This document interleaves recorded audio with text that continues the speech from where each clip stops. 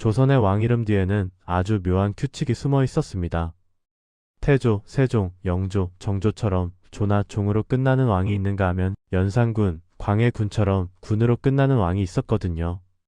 처음에는 그냥 이름처럼 보이지만 이 안에는 권력의 논리와 정치적 판단, 그리고 후대의 냉정한 평가가 모두 담겨 있었습니다. 오늘 이 이야기를 끝까지 함께 따라가다 보면 조선이라는 나라가 어떻게 왕의 권위를 규정하고 어떻게 역사를 재단했는지를 자연스럽게 이해하게 될 겁니다. 왕의 이름 하나에 이렇게 깊은 세계가 있었다는 것, 지금부터 차근차근 풀어보겠습니다. 이야기 시작 전 구독과 좋아요로 응원 부탁드립니다. 그럼 오늘의 이야기 시작하겠습니다. 조선의 왕에게는 살아있는 동안 사람들이 이름을 함부로 부를 수 없었습니다. 왕의 이름을 직접 입에 올리는 것은 불경으로 여겨졌고, 그 때문에 왕은 살아있는 동안 주상, 전하, 상감마마 같은 호칭으로만 불렸죠. 그렇다면 태조, 세종, 연산군 같은 이름들은 도대체 언제 어디서 생긴 것일까요? 이것은 왕이 세상을 떠난 뒤 신하들이 회의를 통해 결정한 이름이었습니다. 이것을 묘라고 불렀어요. 묘는 단순한 사후 명칭이 아니었습니다. 그것은 그 왕의 재위기간 전체를 평가한 공식 결론이었습니다. 신하들이 모여서 논의를 거쳐 결정하는 매우 정치적인 작업이었던 겁니다. 왕이 어떤 일을 했는지, 어떤 치적을 남겼는지, 나라에 어떤 영향을 주었는지를 종합적으로 따져서 묘를 정했습니다. 그렇기 때문에 묘 하나에는 후대 신하들의 정치적 판단이 고스란히 반영될 수밖에 없었거든요. 조선은 유교 국가였고 유교에서 제례와 호칭은 단순한 형식이 아니었습니다. 왕의 신의를 종묘에 모시고 그 위패에 이름을 새길 때 어떤 이름을 쓰는가는 그 왕을 역사에 어떻게 기록하느냐의 문제였습니다. 묘는 크게 두 글자로 구성되었습니다. 앞의 글자는 그 왕의 성격이나 업적을 함축하는 한 글자였고 뒤에 붙는 글자가 바로 조냐 종이냐를 결정하는 기준이 되었어요. 그리고 이 기준은 아무렇게나 정해진 것이 아니었습니다. 조선이 따르던 원칙에 따르면 공이 있는 왕에게는 조를 붙이고 덕이 있는 왕에게는 종을 붙이는 것이 원칙이었습니다. 여기서 말하는 공이란 나라의 판도를 바꾸거나 큰 위기에서 나라를 구한 것을 말했습니다. 덕이란 그 틀 안에서 국가를 안정적으로 이끌고 문화와 제도를 발전시킨 것을 의미했어요. 그러나 이 원칙이 현실에서는 그렇게 단순하게 적용되지 않았습니다. 원칙보다 훨씬 복잡한 정치적 계산과 힘의 논리가 작동했거든요. 예를 들어 어떤 왕이 신하들과 갈등을 많이 겪었다면 그 신하들의 후예들이 사후 평가에 영향을 줄 수 있었습니다. 반대로 신하들에게 두텁게 지지받았던 왕이라면 묘도 더 높게 올라갈 가능성이 있었죠. 묘를 결정하는 회의는 예조와 삼공, 즉 영의정, 좌의정, 우의정을 비롯한 고위 신하들이 참여했습니다. 이들은 역대 기록과 사료를 검토하면서 적합한 묘를 제안하고 여러 후보를 놓고 논의했습니다. 때로는 묘 하나를 두고 신하들 사이에서 의견이 갈리기도 했어요. 이 논의 자체가 이미 그 왕에 대한 평가 작업이었던 겁니다. 한 가지 더 중요한 사실이 있었습니다. 묘는 한번 정해졌다고 해서 영원히 고정되지 않았습니다. 후대의 왕이 바꿀 수 있었고 실제로 바뀐 사례도 있었습니다. 이것이 묘 제도가 가진 가장 흥미로운 속성이었는데 역사는 결국 살아남은 자들이 쓴다는 원칙이 이 묘 제도 안에도 그대로 살아있었거든요. 죽은 왕의 이름이 바뀐다는 것은 그 왕에 대한 역사적 평가가 후대에 의해 뒤집어질 수 있다는 뜻이기도 했습니다. 그리고 그 극적인 사례가 조선 역사 속에 실제로 존재했습니다. 조를 받은 왕들을 살펴보면 하나의 공통점이 드러납니다. 이들은 모두 기존의 질서를 뒤엎거나 흔들리는 국가를 다시 세운 인물들이었습니다. 가장 먼저 태조를 생각해 봅니다. 태조 이성계는 고려를 무너뜨리고 조선이라는 새로운 나라를 세운 인물이었습니다. 그의 묘에서 태는 크고 근본적이라는 의미이고 조는 나라를 처음 세운 시조를 가리켰습니다. 왕조를 창건한 왕이 조를 받는 것은 어떤 의미에서는 당연한 일이었죠. 그런데 조선이 계속되는 동안 조를 받은 왕이 태조 한 명에서 그치지 않았다는 점이 흥미롭습니다. 세조가 대표적인 사례였습니다. 세조는 나라를 세운 사람이 아니었습니다. 이미 건국된 나라의 왕족이었고 그 왕족이라는 지위를 이용해 조카인 단종을 몰아내고 왕위에 올랐습니다. 이것은 쿠데타였습니다. 그렇다면 쿠데타를 일으킨 왕이 어떻게 조를 받게 되었을까요? 세조를 지지하는 신하들의 논리는 명확했습니다. 세조가 왕위에 오름으로써 흔들리던 왕권이 다시 강하게 정립되었고 나라의 제도가 새롭게 정비되었다는 것이었습니다. 세조는 재위 기간 동안 경국대전 편찬의 기반을 닦았고 왕권을 중심으로 한 통치체계를 강화했습니다. 그의 지지 세력이 중심이 된 훈급하는 이후에도 오랫동안 조선 정치를 주도했고 그 세력이 세조에게 높은 묘호를 올리는데 결정적인 역할을 했습니다. 세조의 경우는 조와 종의 경계가 정치적 맥락에 따라 얼마든지 달라질 수 있다는 사실을 보여준 사례였습니다. 같은 논리로 선조도 살펴볼 필요가 있습니다. 선조는 임진왜란이라는 전대미문의 위기를 겪은 왕이었습니다. 전쟁 중에 도성을 버리고 피란을 떠났고 백성들로부터 거센 원망을 받았습니다. 그럼에도 선조는 종이 아닌 조를 받았습니다. 왜였을까요? 임진왜란이라는 극적인 위기에서 나라가 멸망하지 않고 살아남았다는 사실, 그리고 전쟁 이후 국가를 재건하는 과정에서 선조가 나름의 역할을 했다는 점이 신하들에게는 조를 올릴 근거가 되었습니다. 그러나 선조의 묘호는 처음에는 선종이었습니다. 그러다가 광해군 시기에 선조로 격상되었는데 이것도 순수한 역사 평가가 아니라 당시의 정치적 맥락과 분리될 수 없었습니다. 인조도 조를 받은 왕이었습니다. 인조는 광해군을 몰아낸 인조반정을 통해 왕위에 올랐습니다. 반정 세력, 즉 서인이 주도한 정변으로 왕이 된 인물이었죠. 나라를 새로 세운 것은 아니지만 기존의 왕을 폐위하고 새로운 정치 질서를 만들어냈다는 점에서 조를 올릴 여지가 있었습니다. 이처럼 조는 단순히 건국자에게만 주어지는 것이 아니었습니다. 나라의 질서를 다시 세운 사람, 새로운 정치체제를 만든 사람, 극적인 위기에서 나라를 지탱한 사람에게 주어지는 경우도 있었는데 그 판단은 언제나 후대 신하들의 손에 달려 있었습니다. 종을 받은 왕들의 이야기는 어떤 면에서 조를 받은 왕들보다 더 복잡하고 다양한 층위를 가지고 있었습니다. 종은 이미 세워진 나라의 틀 안에서 그 나라를 안정적으로 이끌고 문화와 제도를 발전시킨 왕에게 주어지는 묘호였습니다. 그 첫 번째이자 가장 대표적인 사례가 바로 세종이었습니다. 세종은 태종의 셋째 아들로 태어나 위에 두 형을 제치고 왕위에 올랐습니다.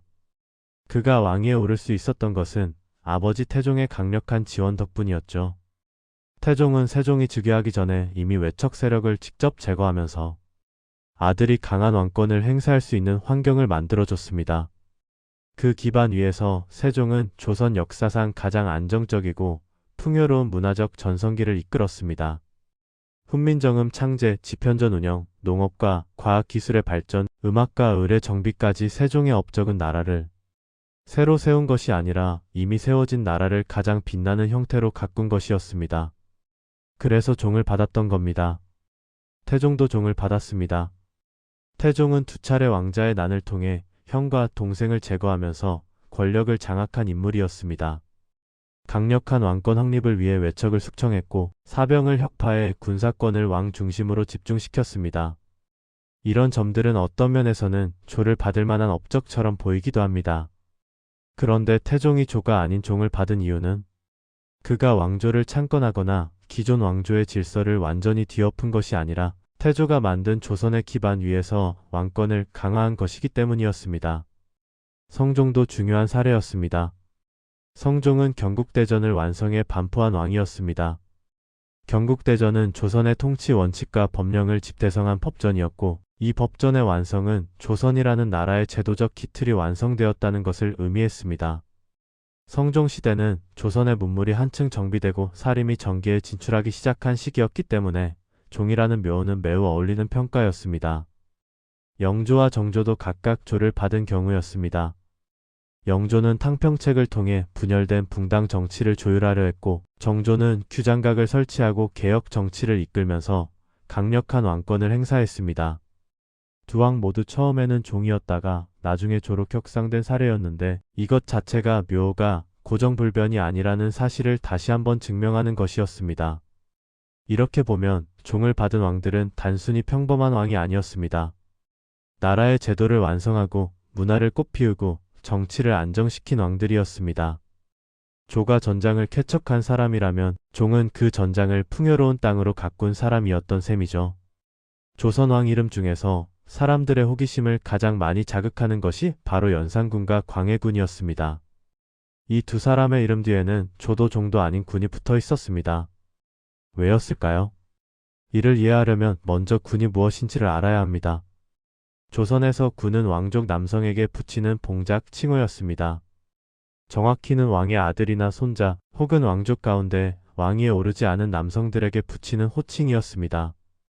흥선대원군의 대원군도 마찬가지였고 안평대군, 임해군 같은 이름들도 모두 이 범주에 속했습니다.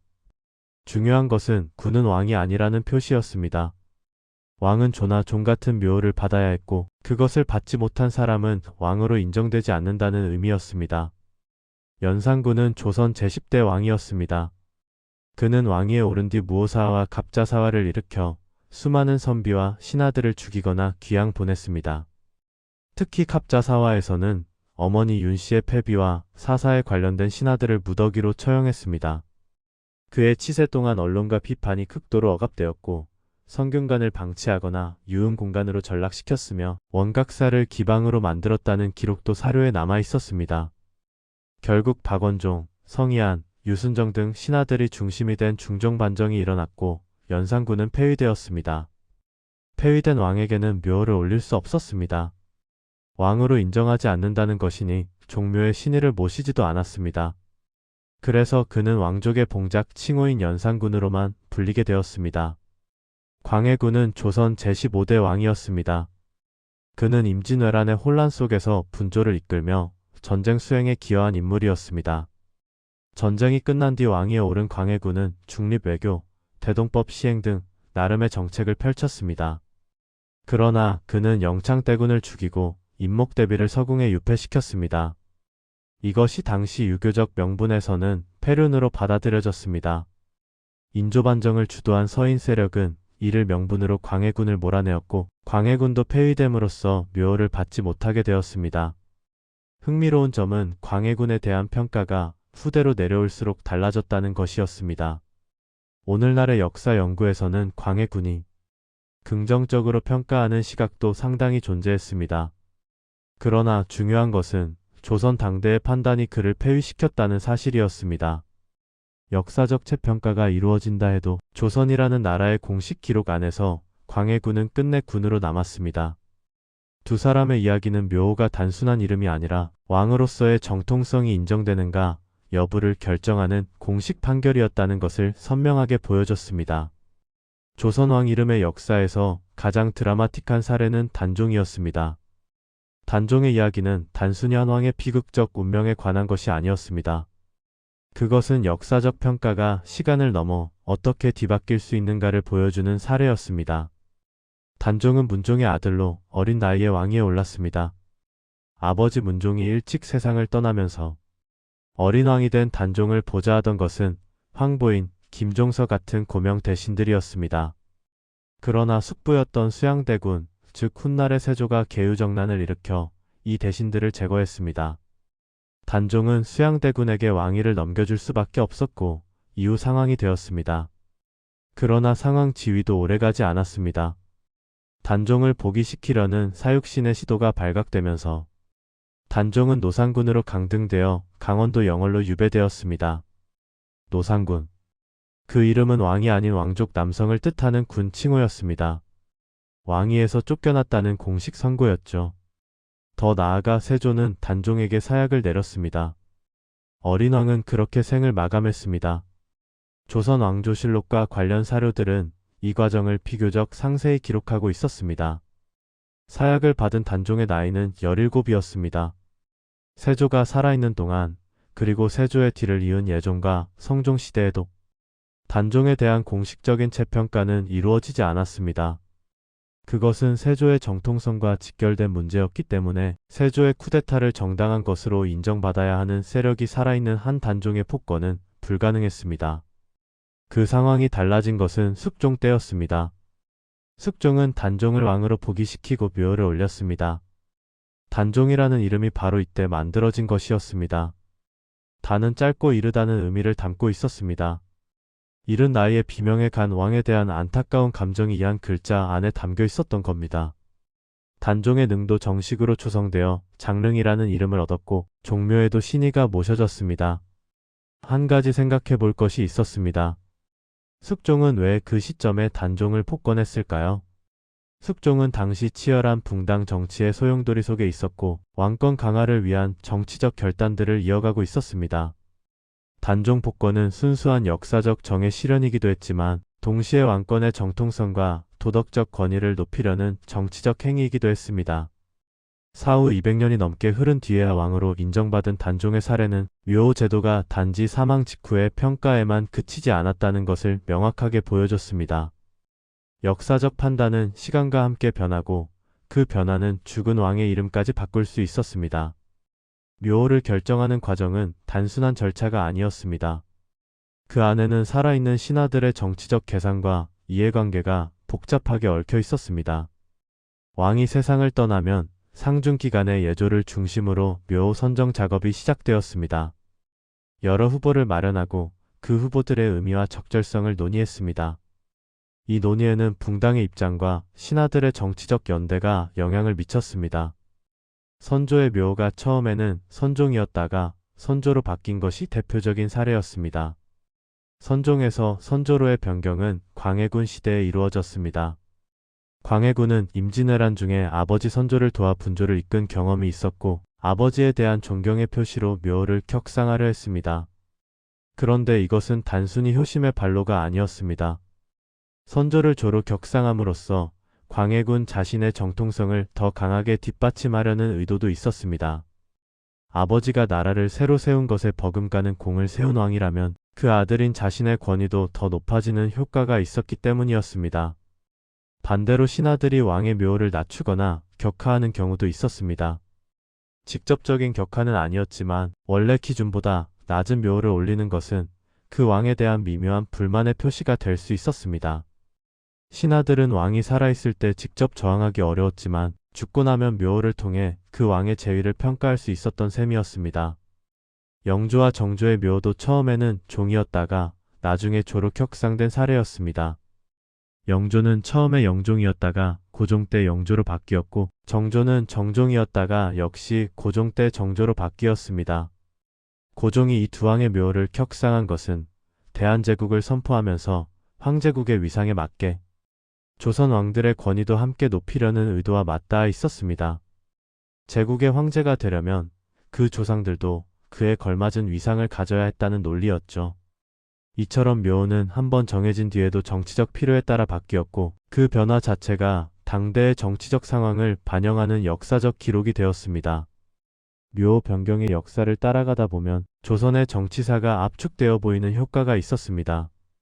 어떤 왕의 묘호가 언제 왜 바뀌었는가를 추적하는 것은 그 시대의 권력 구조와 정치적 역학관계를 이해하는 훌륭한 열쇠가 되었습니다. 한 가지 더 주목할 만한 점이 있었습니다. 묘호는 왕이 직접 결정하지 못했다는 사실이었습니다.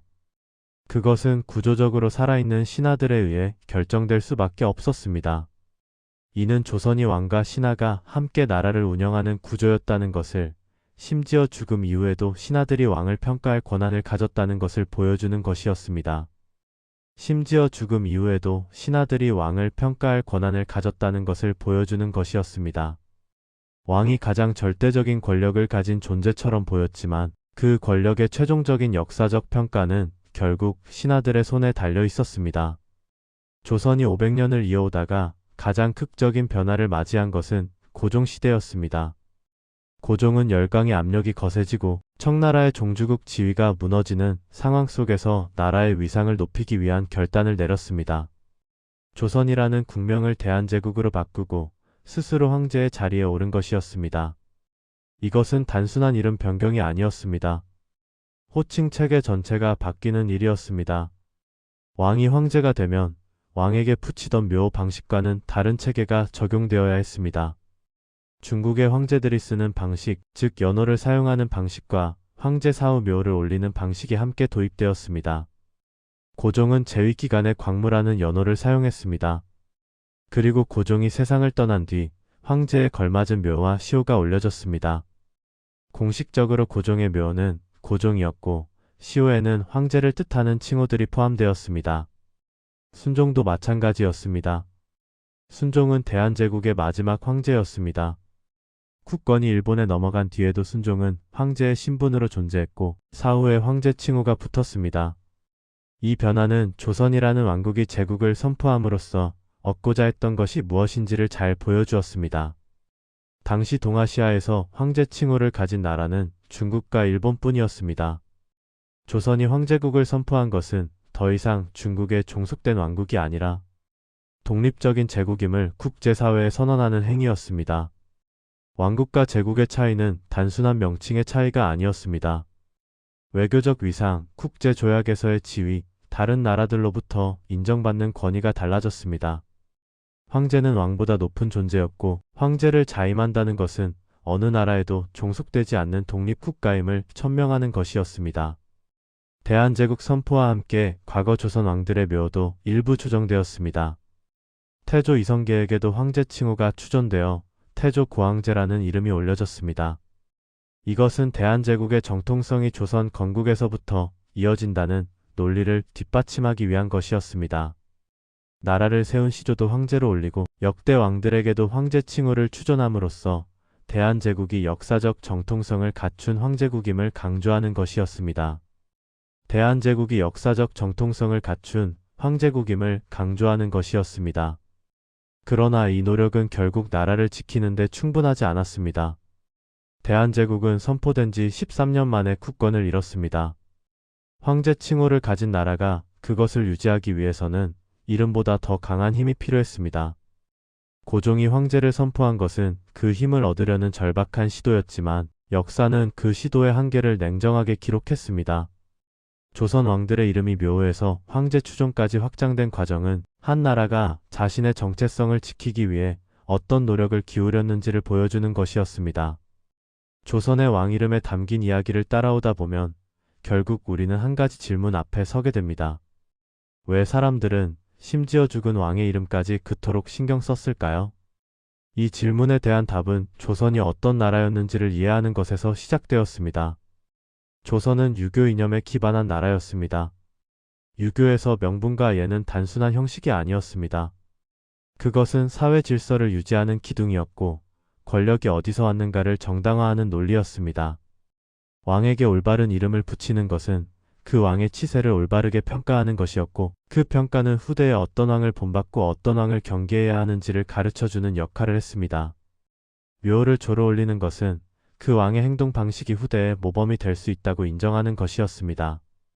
종으로 올리는 것은 그 왕이 전통을 잘 이어갔다고 인정하는 것이었습니다. 그리고 묘 자체를 받지 못하고 군으로 남는 것은 그 왕의 통치가 공식적으로 부정된다는 의미였습니다. 연산군과 광해군이 군으로 남아있는 것은 단순한 처벌이 아니었습니다.